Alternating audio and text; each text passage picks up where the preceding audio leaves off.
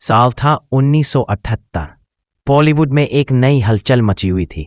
एक फिल्म बन रही थी जो थ्रिलर, सस्पेंस और एक्शन से भरी थी और उसका हीरो था अमिताभ बच्चन। नाम था डॉन। सलीम जावेद की स्क्रिप्ट, चंद्रा बारोट की डायरेक्शन और नरिमन ईरानी का जुनून। ये फिल्म उस दौर की सबसे साहसी और प्रयोगधर्मी फिल्मों में से एक बन रही थी। फिल्म का कैरेक्टर डॉन जहां सलीकेदार, ठंडा और खतरनाक था, वहीं विजय एक गांव का बनारसी युवक सीधेपन और मासूमियत का प्रतीक था।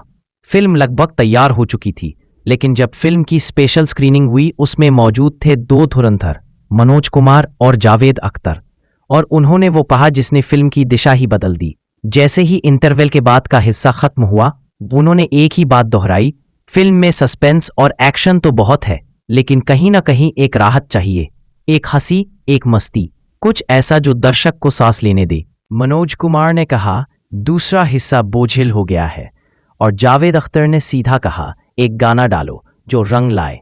अब चंद्रा बारोट और सलीम जावेद के लिए यह एक नई चुनौती थी। फिल्म पूरी हो चुकी थी, लेकिन वो बात सही थी, विजय के किरदार में वो बनारसी छौंक नहीं आ रहा था। यहीं पर याद आए बनारस के गीतकार अनजान। अनजान पहले से ही अमिताभ की फिल्मों में लिख चुके थे और उनकी कलम में बनारस की मिट्टी की खुशबू थी। संगीत निर्देशक कल्याण जी आनंद जी से बात हुई और तय हुआ एक ऐसा गाना बनेगा जो बंबई नगरिया की तरह मस्ती भरा हो, लेकिन इस बार उसकी आत्मा पूरी बनारसी हो। अनजान के पास पहले से ही एक तर्ज थी, ये है बंबई नगरिया, तू देख के चल रे। उसी अंदाज में उन्होंने अब लिखा, खई के पान बनारस वाला, खुल जाए बंद अक्ल का ताला। जब ये लिरिक्स जावेद अख्तर के पास पहुंचे, उन्होंने कहा, बस यही चाहिए था, यही गाना लोगों को वो मजा देगा जो अभी तक फिल्म में कम था। लेकिन अब सबसे बड़ी दीवार बाकी थी, किशोर कुमार। जैसे ही गाने की स्क्रिप्ट तैयार हुई, कल्याण जी आनंद जी ने किशोर दा को बुलाया, उन्हें गाना सुनाया गया। किशोर दा ने सिर हिलाया और अचानक बोले, ये क्या गा रहे हो तुम लोग, खई के चकाचक, ये कोई गाने के बोल हैं? फिर थोड़ा और भनकते हुए बोले, मैं इसे खई के नहीं खा के बोलूंगा। ये खई के क्या है, ये तो अजीब लगता है। स्टूडियो में सब चुप। कल्याण जी आनंद जी परेशान, अनजान साहब की सांसें अटक गईं। किशोर दा बोले, ये गाना तो बकवास है, मैं इसे गा ही नहीं सकता। और फिर वहां एक हंगामा खड़ा हो गया। समीर, जो उस वक्त अनजान के बेटे के तौर पर अपने पिता की रचनात्मक दुनिया को देख रहे थे, बताते हैं कि उनके पापा किशोर कुमार के सामने गुजारिशें करते रहे। उन्होंने कहा, ये लफ्ज खई के चकाचक हमारी बोली का हिस्सा है, ये हमारे बनारस की मिट्टी से निकले हैं, इन्हें बदला तो सब नकली लगेगा। किशोर दा कुछ देर चुप रहे, फिर बोले, ठीक है, एक टेक दूंगा, एक ही टेक, पसंद आए तो रख लेना वरना भूल जाओ।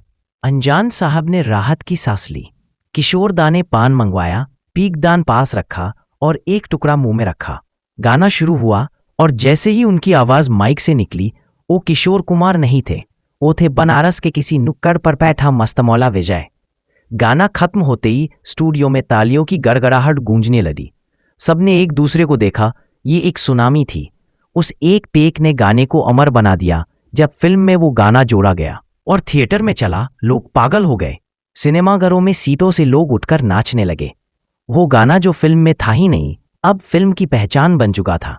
डॉन आज अगर अमिताभ बच्चन के करियर की सबसे कल्ट फिल्मों में गिनी जाती है, तो उसका बड़ा हिस्सा खई के पान बनारस वाला के कारण है। इस गाने के पीछे जो संघर्ष था, वो आज आम दर्शक नहीं जानते। एक तरफ निर्देशक की चिंता, दूसरी तरफ किशोर कुमार की जिद, और तीसरी तरफ एक पिता की अपने बनारसी लफ्जों के लिए लड़ाई। समीर अनजान खुद कहते हैं, मेरे पापा ने वो गाना दिल से लिखा था, और जब किशोर दा ने गाया तो वो गीत नहीं, बनारसी आत्मा बन गया। और ये वही गाना है जिसने अमिताभ बच्चन के किरदार विजय को एक अलग रंग, अलग मस्ती और एक स्थायी पहचान दी।